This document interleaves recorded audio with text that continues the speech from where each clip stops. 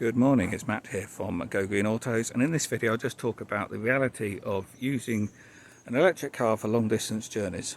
So we've been up to the Lake District for a few days. We've been staying here at the Ravenstone Lodge, fortunately looking at the back of it near the bins here in the car park, but anyway, really nice little 3-star hotel, but they do exceptional food. Very nice location as well, just north of Keswick, looking over the hills there.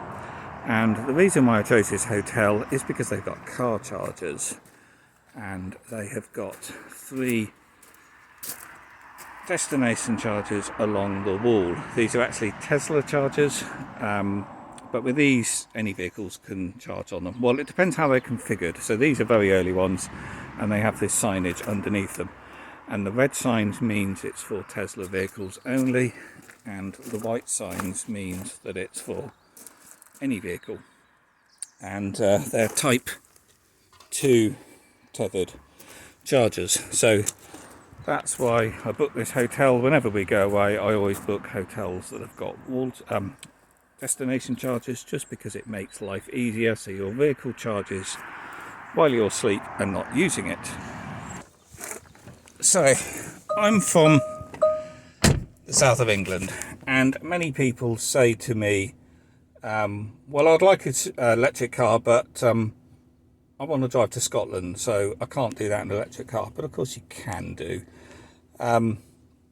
So here's the map of the UK, and let me just get the orientation of it correct. So yeah, while we're not up in Scotland at the moment, we're pretty close to the border. There's Carlisle, and somewhere here is the Scottish border, and there's Gretna Green, of course, and we're not too far from Gretna Green. And today I've got to go all the way back down to here. Well, actually, let's put the route in. So I've charged the battery to 97%. We're probably going to only need 1 stop to get back. It's about a 4.5 hour, 5 hour journey to get back, and we couldn't do that without stopping. We're going to stop for lunch because it's going to be mid-afternoon by the time we're going to get back, and that's when I'm going to do the charging, is when we stop. Coming up here, I didn't charge the car before we left. I left with only 48% state of charge in the car, and we did 2 stops coming up, which we would have done those 2 stops anyway, once to eat and once to use the loo. But anyway, let's have a look. So it is saying we need to stop at Keel Services for a 30-minute charge, and when we get there we'll have 25% battery, and then when we get home, or work in this case, we'll have a 15% battery. So there we go. And in total, what's the total trip? It's not telling me the total trip. Why can't I see the total trip? Anyway, I'm not very good at multitasking and recording these videos on the fly without a script. But yeah, looking on Google Maps before I left, before I got in the car, should I say, it was a 4-hour, 33-minute drive without any stops. And here's our journey. Yeah, we're going to stop roughly halfway and do a charge there at Keel Services. So if you don't know, this is a 2014 Tesla Model S with an 85 kilowatt hour battery. So yes, this does have a big battery, but it does less range than most modern cars. You know, if this is a modern Hyundai or Kia, they do about 70-80 miles more range than what this car does. So this has a realistic range of 220 miles, but doing a journey like this where it's all motorway driving, it's probably near a 200-mile range. So yeah, completely viable to do long distance driving in an EV.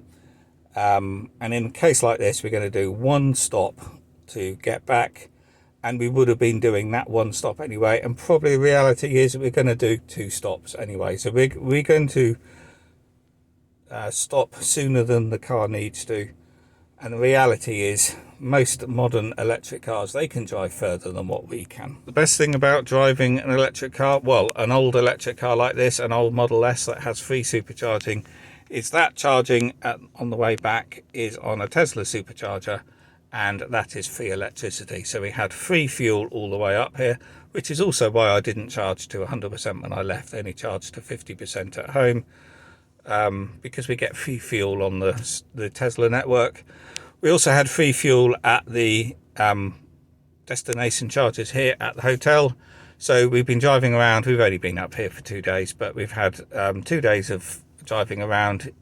So free electricity here and free electricity all the way home. So we're going to load up the car now, disconnect. We're at 97% state of charge, and we've got a 3-hour, 179-mile journey to the first supercharger. Looking at that, that's already changed the supercharger. Yes, while I've been talking for the last 2 minutes, it's changed the route. We're now going to charge at Hilton Park southbound, and we're going to get there at 13% state of charge, so much flatter, which will be better because it's quicker charging. And now it's saying we're only going to charge for 25 minutes.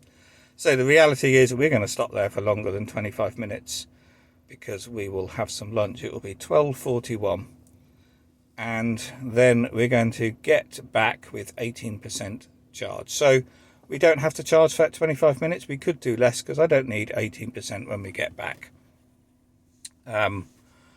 So yeah, that could be a 15-minute charge if I wanted to do that. The reality is we'll probably do it'll be 45-minute charge by the time we have some lunch.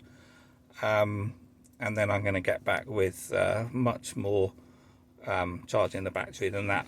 But anyway, we're going to load up the car now and get on our way, and maybe I'll do a little bit of filming when we get to the Hilton Park Hotel there. So if you're coming up to the lakes, I can highly recommend this place, the Ravenstone Lodge. They've got fantastic food, but we put this place because they've got EV chargers, and Mike, who owns this, has got an EV himself, so he gets it.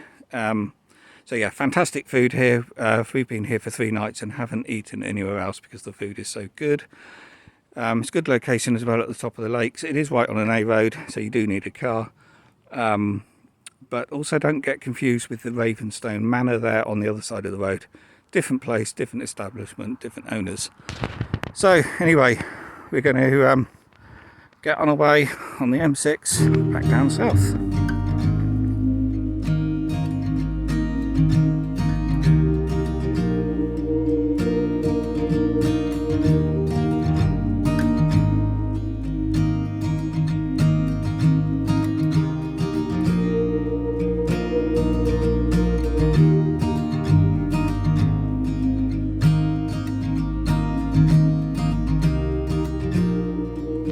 So we stopped at Charnock. Richard Milne did the loo, which I thought would be the case. So where are we? We're on the M6 somewhere. We've been driving, I don't know, an hour and a half or so. So there's no Tesla chargers here. There are on the other side of the road, northbound, but obviously not worth switching over to there and adding more miles just to get a bit more of a charge. Our battery is currently at 50%. However, there are GridServe chargers over there. You can see that there are 2 GridServe chargers over there with a Ionic 38 kilowatt hour charging.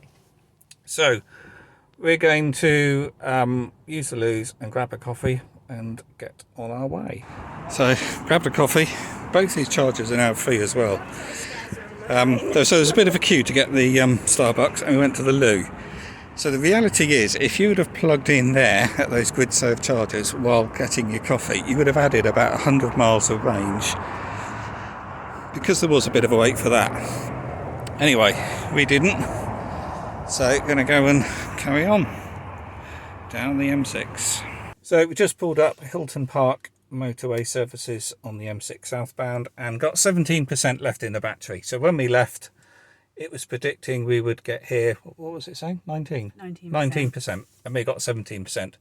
So Tesla are very accurate on the range calculations.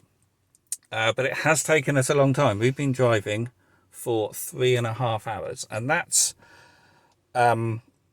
realistic. You know, the motorway network on a Sunday in the UK is horrendous. We've had so many stop-start sections, contraflows where they're making it smart motorway, 50-60 mile an hour sections, and it's taking us 3.5 hours to do this stint. So a lot of people focus on range of EVs, but if you focus more on, oh, that was my seat, not me, leather seats. If you focus more on time between charges, you know, we've been driving 3.5 hours and we're now going to do the first charge, and it's 1:30 in the afternoon, so we're going to stop and have some lunch. So if you can time your charges with when you want to stop, then charging an EV and doing a long journey just isn't an issue. And the reality is we're going to stop longer than what the car needs. And already we've stopped and used the toilet and had a coffee.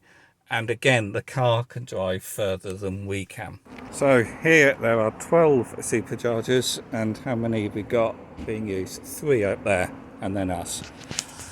And we've got CCS for the newer cars, Type 2 for the older ones. Push and hold the button, plug in, and that's as simple as it is with a Tesla supercharger. No app, no cards, just plug in and walk away. And then here, like the other services, there are 2 grid-served DC rapid chargers there, so it can charge 4 EVs at a time. So obviously there's a bit of advantage here for Tesla owners to have 12 chargers on this side of the car park, where there's only 4 grid-serve on the other side. Of course, Tesla are going to open up these chargers to everyone eventually. So they've currently done 15 sites in the UK, and they're open to any driver. And of course, all these sites are going to be open to any driver at some point in the future. So on these older chargers where you have both CCS and what looks like Type 2, it's not actually Type 2, they probably won't open these ones up until they've been replaced with the newer ones, which is CCS only. And that's what CCS looks like, because all electric cars, newer ones certainly anyway, have the CCS connector, and that's where you have the DC charging on the 2 lower pins. This is just an earth and communication pins at the top. So any car with CCS can charge on these when the network is open to other cars.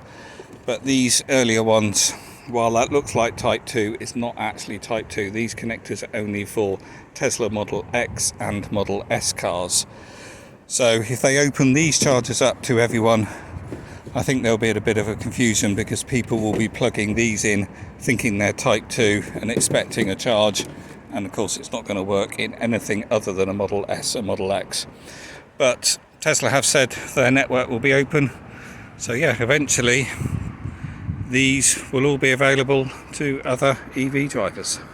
So we've just ate our lunch, and for the time it took to go over there to the services, buy a sandwich, come back, and we ate it in the car has charged to 63% state of health. So if we disconnected now and carried on with our journey, we will get back home with 17% charge in the battery pack. So the key message here is that we haven't had to wait at all for charging. For the time it took us to eat our lunch, which was 15 minutes or so, the car's charged up enough for us to continue our driving, and we left at 10 a.m. this morning, and we're going to get home at 4 p.m. So all day driving, and there was absolutely no downside or extra time from driving an EV compared to a diesel or a petrol, because you have to stop and use a loo, and in this case we've stopped and had a quick sandwich at a Greggs. So that's the message really. That's what I wanted to try to show on this video, that driving an EV is easy, and you can do the long distances. While this isn't a huge distance, we don't actually drive that sort of driving one end of the country to the other. We don't do that very often, only every few years. So yeah, that will probably do for this video. So we're going to disconnect shortly. Oh, of course, the other thing is, because this is an older Tesla, this now is an 8-year-old car, it has free supercharging. So when you're at a site like this where you've got the Tesla superchargers there, it's free electricity. So this whole trip hasn't cost me anything in fuel costs.